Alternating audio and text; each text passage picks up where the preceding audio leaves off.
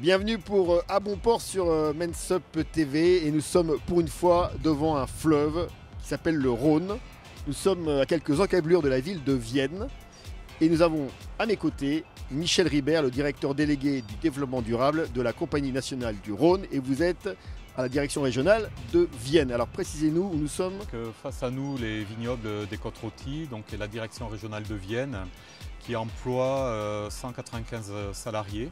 Donc une majeure partie est située sur le site juste derrière nous et 80 à 90 autres agents situés sur 4 centrales hydroélectriques réparties entre Lyon et l'aménagement de Saint-Vallier, donc à une cinquantaine de kilomètres plus au sud.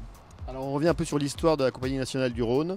En gros, c'est début XXe siècle et puis c'est en gros entre la Suisse et le sud de la France. Absolument, donc la Compagnie nationale du Rhône a été créée en 1933. Elle s'est vue confier la concession du Rhône en 1934. Donc on fête très prochainement les 80 ans de la compagnie et de ses activités historiques sur le Rhône, que sont la production d'énergie d'origine hydroélectrique, la navigation et l'irrigation agricole également. Et donc entre la Suisse et la mer, depuis l'aménagement de Génissia, mis en service en 1948, jusqu'à Port-Saint-Louis-du-Rhône. Donc la CNR gère la totalité du fleuve, dans un but de production d'énergie, de navigation et puis également d'écoulement des crues qui sont ses missions historiques. Et puis je crois qu'il y a un développement assez accentué autour de bases nautiques. Oui, absolument. La CNR sur le secteur de Vienne travaille avec des collectivités locales, communes, syndicats intercommunaux pour le développement notamment de la base de loisirs des Roches de Condrieu, puis également le port de plaisance des Roches de Condrieu qui accueille en permanence plus de 300 bateaux. Donc on peut pratiquer des sports nautiques divers et variés. Absolument, le fleuve est ouvert à tout type d'activités.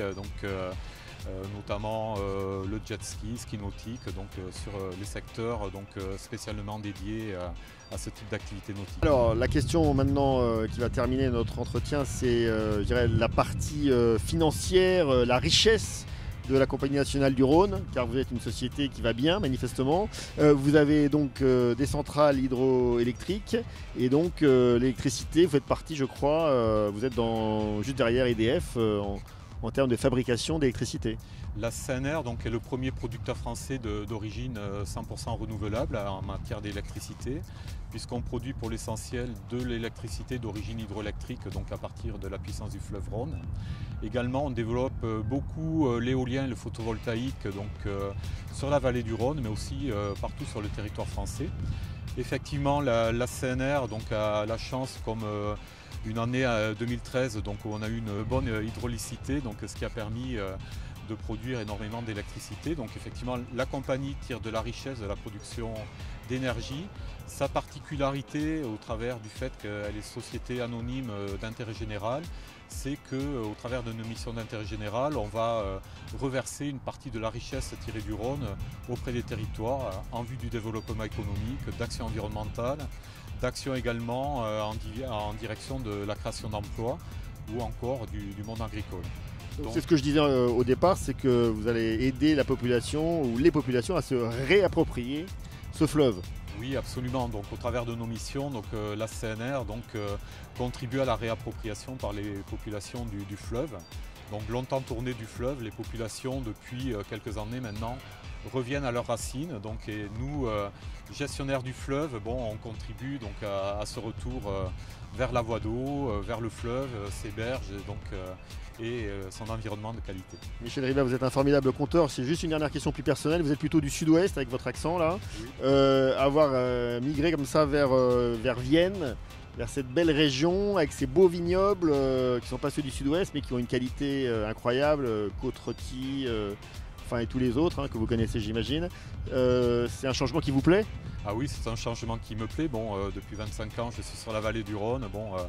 Une magnifique région, beaucoup de choses à découvrir. Et puis travailler pour le fleuve et les populations riveraines, c'est vraiment passionnant. Un grand merci. Merci à vous. Et puis bon vent donc à la Compagnie nationale du Rhône. Et nous on se retrouve tout de suite pour un autre entretien, toujours à Vienne.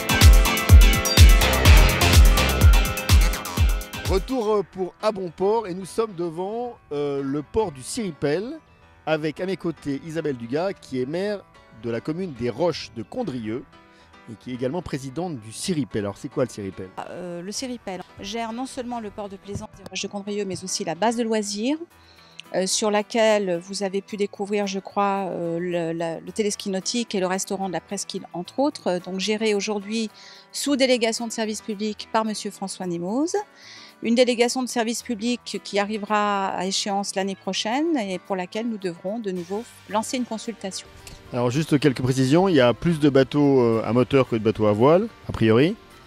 Oui, voilà. Je ne saurais pas vous expliquer techniquement parlant pourquoi.